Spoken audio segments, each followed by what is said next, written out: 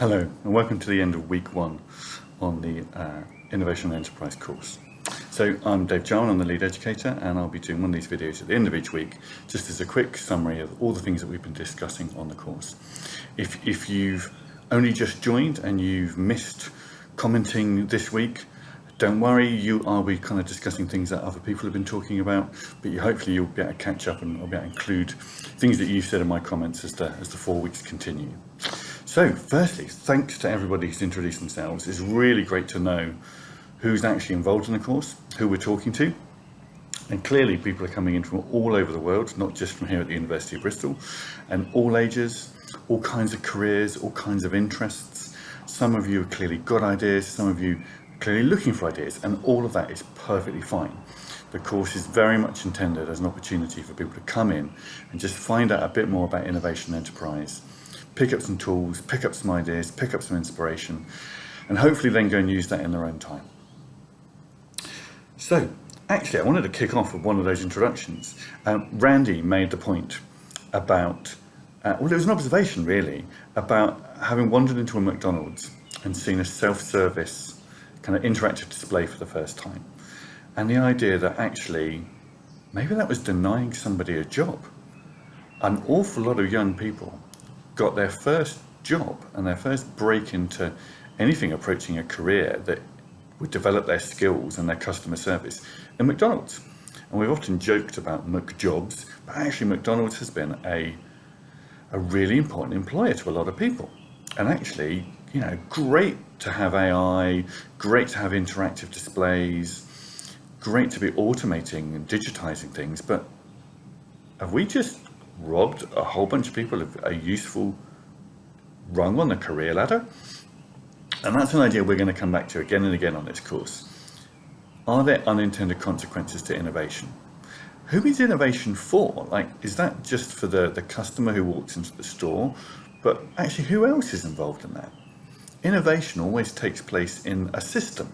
And when we start changing elements within that system, we change all kinds of things. That's something that we'll really pick up in week 2. But this idea of unintended consequences is definitely something that comes up a lot this week and will go on into the course. So let's go straight into that camera case study. This always gets people talking, and it's always a great way of showing how innovation doesn't happen in a linear way. Actually, it happens in fits and starts. All kinds of things come out of it that nobody intended. It's very difficult to predict. Some things look like happy accidents, some feel more like deliberate problem solving. These are all big themes of the course and all things that we'll pick up at greater length as time goes on. We then move from the camera to the innovation timeline. Now, the innovation timeline is not meant to be comprehensive, but it's a smattering of ideas and connections and bits of inspiration to help you think about how innovation actually happens, that it's not organized and it's not deliberate. I want to particularly pick up Katiuska, Aisha and Roman, and then later Bethany and Ross, all talking about the difference between when an idea happens and when an idea gets adopted, and for what reasons. And a lot of us talking about the fact that it seems odd that something gets invented at one point and doesn't get adopted until later, or something feels like an obvious thing to improve or to change, but the people don't buy into doing it. Why did it take us so long to end transatlantic slavery? Because morally, it was objectionable from quite an early stage. And it only seems to have been when the economics of it, the economics of ending it, made sense that actually it got adopted. And I think something to really think about across the whole of the innovation process is this idea of who's the user, who's the beneficiary, who's the stakeholder. Does it make sense for them? Because people have a habit of not doing things that are against their self-interest. So sometimes we do have to wait until actually all of the users, all of the stakeholders in that process agree that there's a better way of doing something, which feels unpalatable sometimes, but actually it really focuses us on this idea of innovation creating value. Who for? Who gets that value? How do they value it? Is it sufficient value to change from what they are doing to what you want them to do instead?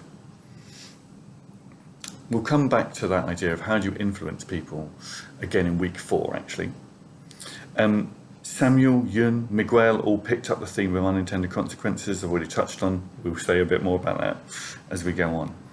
Thanks to all of you who contributed Museums of Curiosity on Pinterest. Some fascinating things to look at. Do go and have a look at other people's. Do put your own up.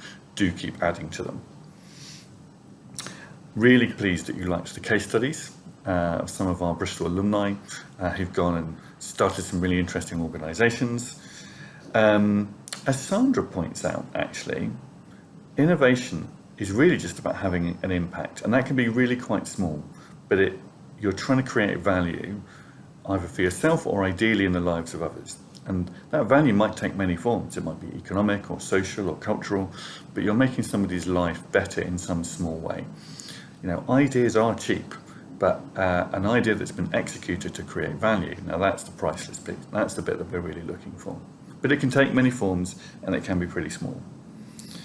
A lot of people got involved in the discussion around perceptions of innovators. Lots of good things picked out there. That was a great discussion. And again, if you're just coming to join the course, go back and have a look at that perceptions of innovators section, because there was some great discussion going on.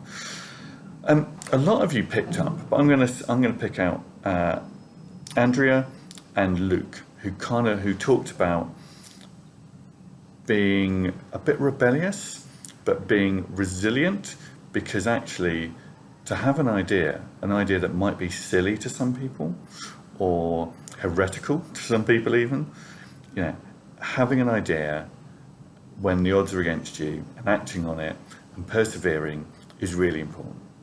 However, you also have to balance that with the idea of being open to feedback, because actually the idea that you've had might be lunacy. And it's very difficult to tell whether an idea is idiotic or just ahead of its time.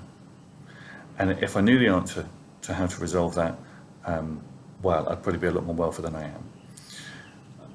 What's important is to remain confident in your ideas, but open to feedback. And that's the only way that you'll make them better. And sometimes you do just have to drop an idea. And sometimes actually you just have to stick with an idea until actually it makes sense to enough people. But that really does also, again, focus us back on that idea of value to other people. What value is it creating? Thanks for all of your innovative profiles, your creative profiles. Again, thanks to everyone who's contributed this week. It really does make a huge difference in terms of engagement. So we've started to talk about the things that are coming ahead. Next week, it's all about problems and how do we solve the problems in the world. And let's face it, there are more than enough of them. So good luck, and I'll see you in a week's time.